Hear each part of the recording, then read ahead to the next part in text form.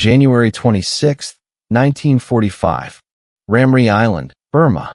The British Royal Navy had the island completely surrounded, their warships forming an iron ring around the Japanese forces trapped on the beaches. The Battle of Ramree was effectively finished. The Japanese Imperial Army had lost, their defensive positions shattered, their supply lines cut, their hopes of reinforcement gone. But Colonel Konichi Nagazawa was not the kind of man who accepted defeat easily. He still commanded 1,000 soldiers, elite troops who had fought across the Pacific, men who believed in the code of Bushido, the way of the warrior. When the British offered them terms of honorable surrender, a chance to lay down their weapons and survive the war as prisoners, Nagazawa sent back a single defiant message. "We will fight to the last breath." It was a declaration of absolute resistance, the kind of stubborn courage that defined the Imperial Army's reputation. But courage alone could not stop the British battleships that were systematically pounding the Japanese positions with heavy artillery, turning the beaches into cratered wastelands of sand and blood. The colonel faced an impossible situation. He could not fight on the beaches anymore because the British naval guns would obliterate his regiment within hours. He could not stay where he was because eventually the British would land their troops and finish what their artillery had started. So Colonel Nagazawa made a decision that seemed logical in that desperate moment, a tactical choice that would instead become one of the greatest military disasters in recorded history. He ordered his entire regiment to retreat, not toward the high ground where they might establish a defensive position, but into the island's interior, into the vast mangrove swamp that stretched for 10 miles across the heart of Ramree. It was a landscape of thick black mud, stagnant water, twisted roots, and suffocating humidity. The British commander watched through his binoculars as the Japanese column began to disappear into the green darkness of the swamp. He slowly lowered his field glasses, turned to his officers, and said something that would prove chillingly prophetic. "Let him go. We don't need to waste ammunition shooting at them. The swamp will do our work for us." The British soldiers understood what he meant because they knew what lived in those mangroves. Ramree Island was home to the largest and most aggressive population of saltwater crocodiles anywhere in the world, prehistoric predators that could grow to 20 feet long and weighed over a ton. These were not timid creatures that avoided humans. These were apex predators that had been known to hunt people, to drag them from boats, to attack anyone foolish enough to enter their domain. And because of the war, because the fighting had driven away the local fishermen and disrupted the entire ecosystem, the crocodiles had not had a proper meal in a very long time. They were hungry, and 1,000 Japanese soldiers were about to march directly into their territory. The Japanese column entered the swamp just after midday, when the tropical sun was at its most brutal. Immediately, everything changed. This was no longer warfare as these soldiers understood it. There were no enemy positions to assault, no trenches to capture, no clear objective except survival. The real enemy now was the environment itself.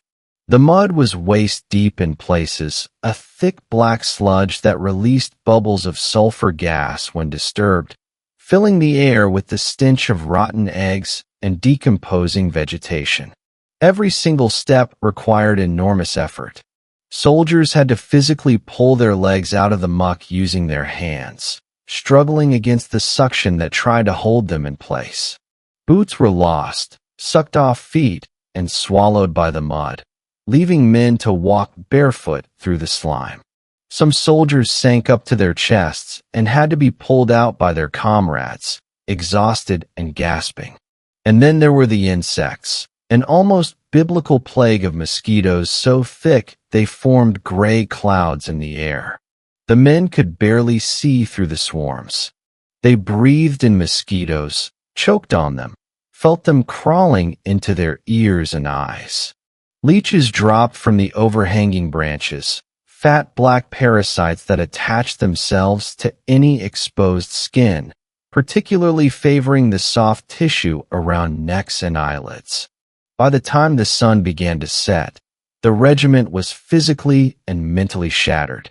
They had been marching for hours through hell itself, and when Colonel Nagazawa finally called a halt, they had covered barely 2 miles. 8 more miles of this swamp stretched ahead of them. The colonel ordered his men to rest on the elevated mangrove roots, to stay above the waterline. "Do not touch the water," he commanded. It was a strange order that many of the younger soldiers did not fully understand. Yes, the water was brackish, an undrinkable mixture of salt and fresh water, but it looked cool and inviting after hours of brutal heat. Why not at least cool their blistered feet? Private Tanaka, a young conscript who had been drafted only months earlier, decided the order was unnecessarily cautious. He found a low branch, sat down, and dangled his aching legs into the murky water. The coolness felt wonderful against his torn and blistered skin. He closed his eyes, allowing himself a moment of relief, thinking about his family back home in Japan, wondering if he would ever see them again. He did not notice the ripple moving toward him through the water. He did not see the massive shape rising silently from the depths. The attack happened so fast that the human eye could barely process it. One moment Private Tanaka was sitting peacefully on his branch. The next moment, he simply was not there anymore. There was no dramatic splash, no warning, just a sudden wet thwack sound, like a heavy sack of rice dropped onto stone. The soldier sitting next to Tanaka turned his head, confused. Where did Tanaka go? He saw only spreading ripples on the water's surface. Then, about 10 yards away, the water exploded upward in a fountain of spray and foam. Tanaka surfaced, and he was screaming, a high-pitched shriek of pure terror and agony. Something enormous had him by the waist, something dark and covered in armored scales. It was a saltwater crocodile, at least 20 feet long, a creature that looked like it had crawled out of the prehistoric past. The crocodile began what biologists call the death roll, a spinning motion that crocodiles use to tear apart prey too large to swallow whole. Tanaka's screams were cut off abruptly as he was dragged beneath the surface. Bubbles of blood rose through the murky water, spreading in a dark red stain. The entire regiment froze in shocked silence for perhaps 3 seconds before an officer screamed, "Shoot it!" A dozen soldiers raised their Arisaka rifles and fired blindly into the water. The shots echoed across the swamp. Birds screamed and took flight, but the bullets did nothing. The crocodile was already gone, dragging Tanaka's body to the bottom to drown it before feeding. Colonel Nagazawa stood on a high root and looked out across the darkening swamp. The sun was setting rapidly, and as the light faded, something terrible became visible. The water began to glow, not with bioluminescence or fireflies, but with eyes. Hundreds of small yellow dots appeared on the surface, reflecting the dying light. Then hundreds more. The soldiers realized with growing horror that they were not alone in this swamp. They had marched directly into a feeding ground, and they were surrounded. Night fell over Ramree Island like a physical weight, bringing with it a darkness so complete that soldiers could not see their own hands in front of their faces. The Japanese regiment clung desperately to the mangrove roots like shipwreck survivors clinging to debris in a storm. Some men tied themselves to the trees with their belts or strips of cloth, terrified that if they fell asleep, they would slip into the water below. But the crocodiles were not passive scavengers waiting for prey to accidentally fall into their jaws. Saltwater crocodiles are among the very few reptiles on Earth that actively hunt human beings. They are intelligent, patient, and powerful enough to launch themselves completely out of the water using their muscular tails. The first scream came from somewhere in the rear guard, a sudden shriek that was cut off almost immediately. Then another scream erupted from the left flank. Splash. Scream. The wet, grinding crunch of bones breaking. The sounds echoed through the darkness, impossible to locate, impossible to predict. A soldier near the middle of the formation began yelling in panic. They are climbing. A massive crocodile had somehow hauled itself onto a low mud bank and grabbed an officer who had been standing guard. The officer managed to draw his pistol and fire wildly, the muzzle flashes briefly illuminating the yellow underbelly of the beast before it dragged him backward into the slime. His screams lasted perhaps 5 seconds before the water swallowed them. That was when the discipline broke. The Imperial Japanese Army, which had withstood American flamethrowers and tank assaults, which had fought with suicidal bravery across the Pacific, completely fell apart in the face of these monsters. Soldiers began firing their rifles blindly into the darkness, wasting precious ammunition on targets they could not see. Some threw grenades, desperate to do something, anything to fight back. The explosions lit up the swamp in brief, strobe-like flashes, and what those flashes revealed was pure nightmare. The water was churning with reptilian bodies, some 15 feet long, some 20, dozens of them fighting each other for access to the fresh meat, tearing at bodies in the water and steadily moving closer to the trees where the living men huddled in terror. 2 miles offshore, on the deck of a British Royal Navy patrol boat, a young signalman stood his night watch under the stars. The ocean was calm, the air was warm, but something was wrong. There was a sound carrying across the water from Ramree Island, a sound unlike anything the signalman had ever heard in years of warfare. At first, the British sailors thought it might be a Japanese counterattack, perhaps a desperate final charge. But this was not the sound of men in combat. This was the sound of thousands of human beings screaming in absolute terror, not battle cries or defiant shouts, but primal shrieks of people being torn apart. Mixed with the screaming was sporadic gunfire, panicked bursts from Arisaka rifles that had no clear target, and underneath it all was a low, wet, thrashing sound like some enormous machine grinding meat and bone. Bruce Wright, a British naturalist who was serving with the Navy, later wrote in his journal that the night of January 26, 1945, was the most horrible that any member of the motor launch crews ever experienced. The scattered rifle shots in the pitch-black swamp, punctuated by the screams of wounded men crushed in the jaws of huge reptiles, created a symphony of suffering that would haunt those sailors for the rest of their lives.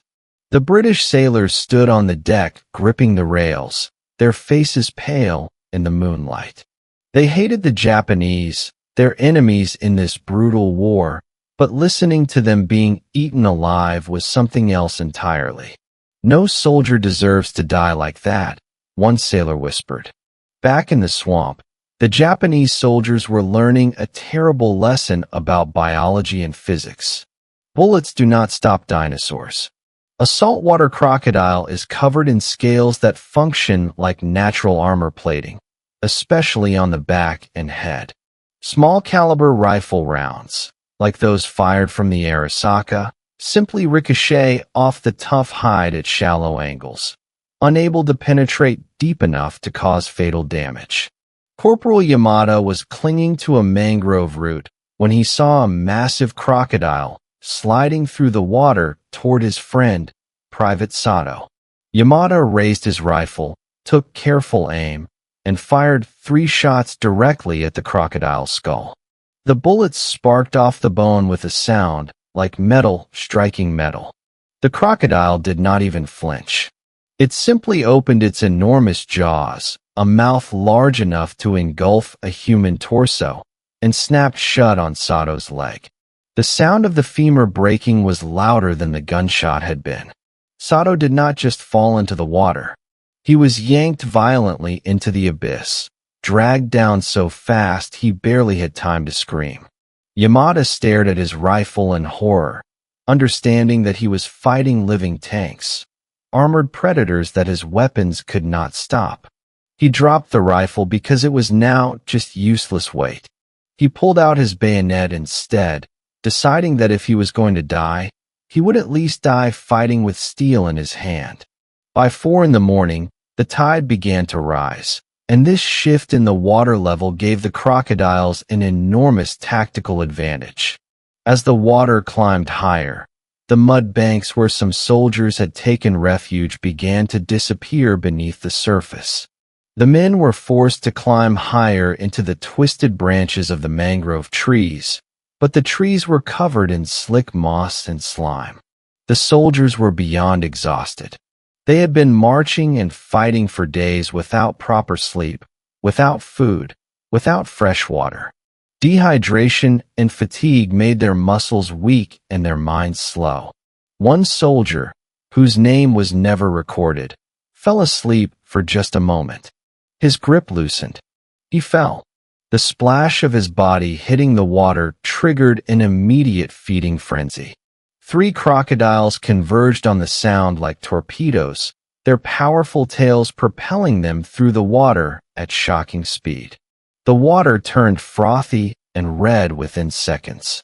The soldiers trapped in the trees above could only watch in paralyzed horror.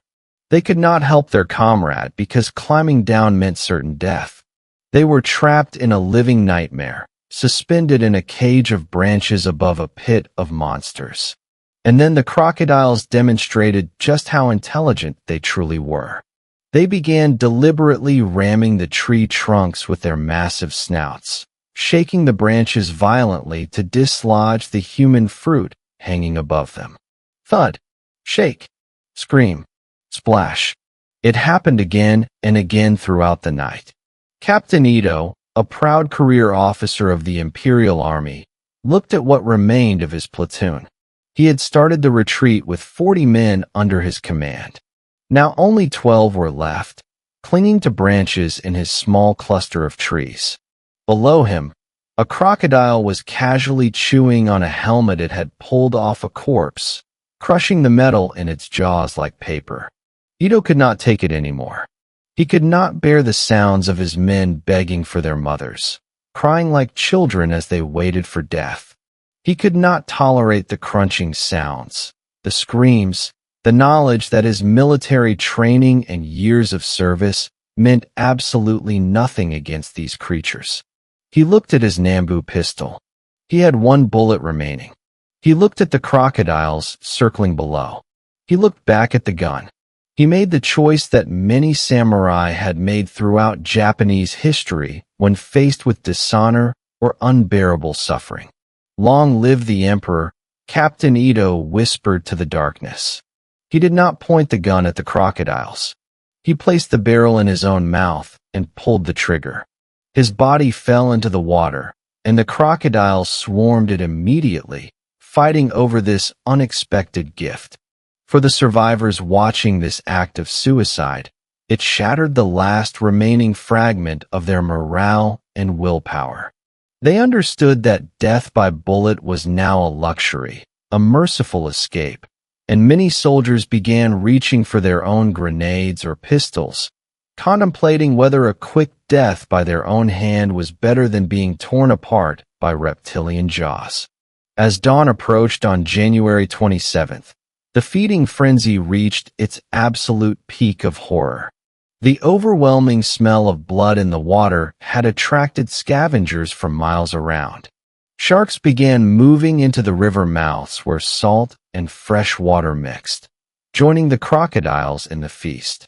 Vultures gathered in the trees, their dark shapes perched on branches, waiting patiently for their turn at the leftovers. The swamp had transformed into a churning machine of biological destruction, a perfect ecosystem of death. The Japanese 54th Division, an elite fighting force that had conquered nations, that had defeated better-equipped enemies through sheer determination and tactical skill, was being systematically erased from history, not by superior strategy or better weapons, but by the food chain itself. A soldier named Yukio somehow managed to find a small island of relatively solid mud. He collapsed onto it, weeping uncontrollably, his mind breaking under the weight of what he had witnessed. He looked around in the growing light. He was completely alone. There were no other living soldiers visible anywhere. There were only piles of abandoned boots, torn uniforms floating in the water, and the red stain that covered everything.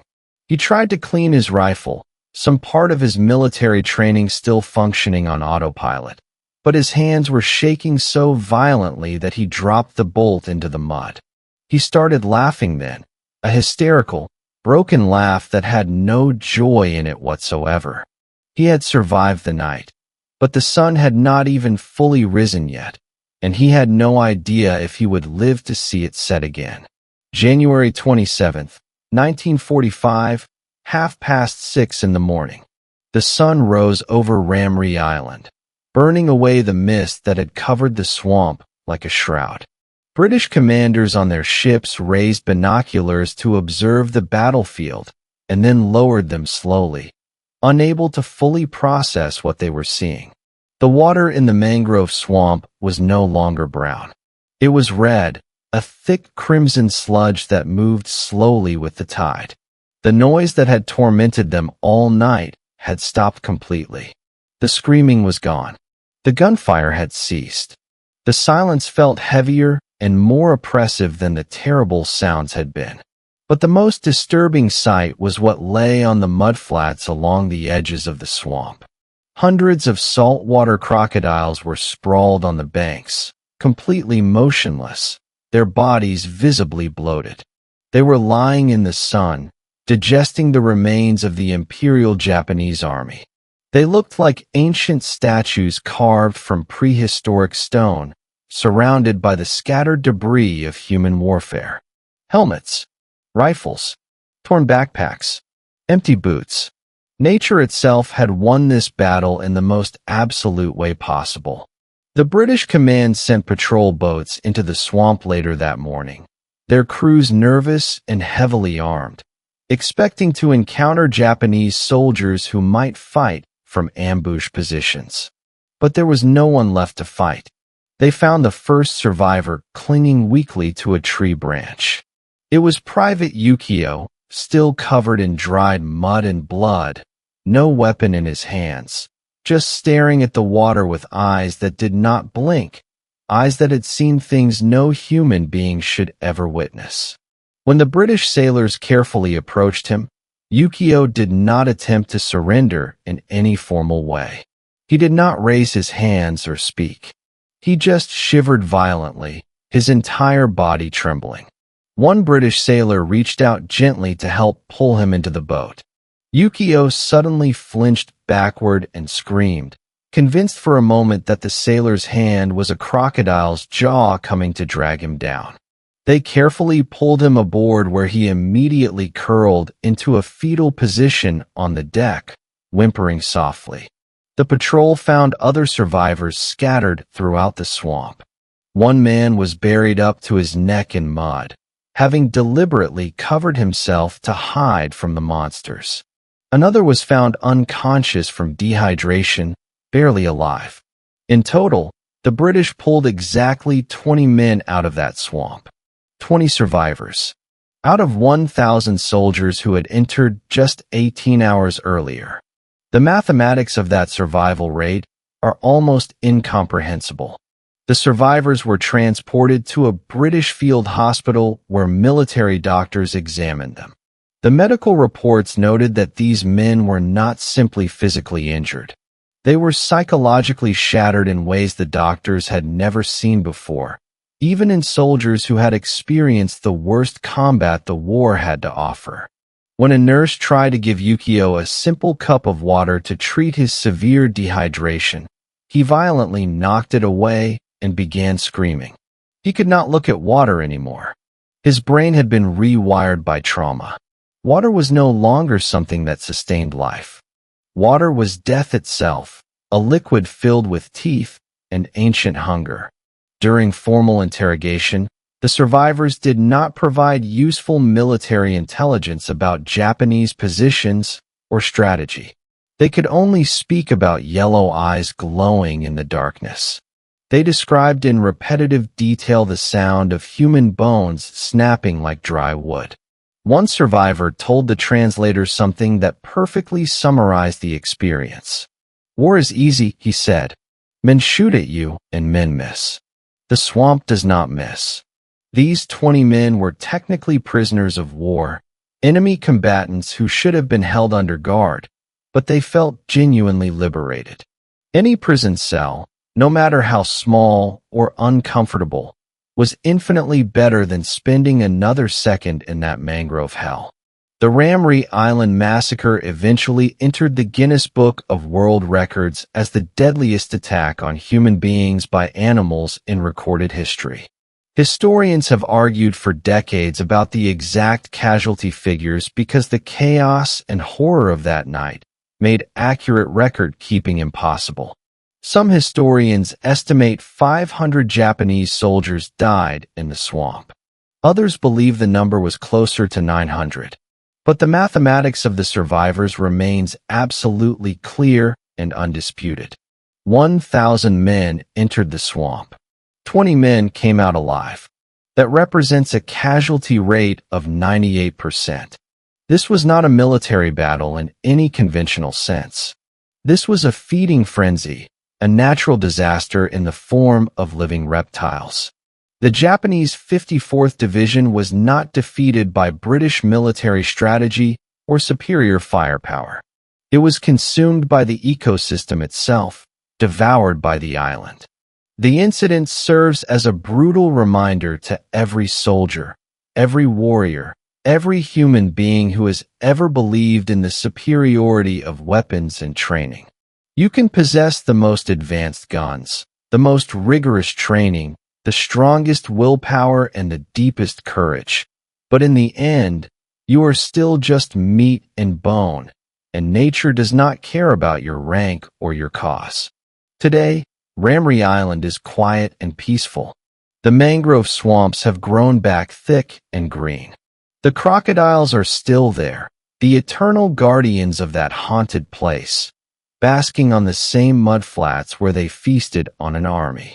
Local fishermen avoid certain areas of the swamp, places where they say the water feels wrong, where an unnatural silence hangs in the air.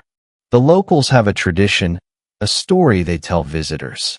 They say that on the anniversary of the retreat every year, if you stand very still on the edge of the swamp and listen carefully to the wind moving through the mangrove trees, you can still hear the screams carried on the breeze.